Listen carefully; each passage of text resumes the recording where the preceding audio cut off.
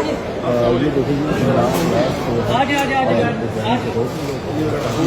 देखिए एक मिनट ये रहे क्या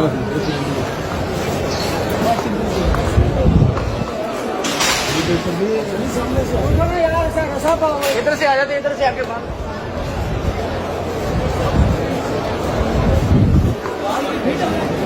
इन्होंने संडे को डाला इतवार वाले दिन, और डाला पता है किसने? वो जो केस का कबाड़ा नहीं होता था लाहौर में एग्रीकल्चर वाले, जिसमें जमानत कंफर्म है, उसमें डाला।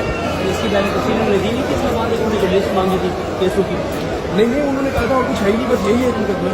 और इससे पहले लाहौर हाई कोर्ट ने सारे मुकदमे मांगे थे। अच्छा ये मुकदमा है लेकिन ये खत्म हो गया, इसमें तो जमानत कंफर्म हो गई।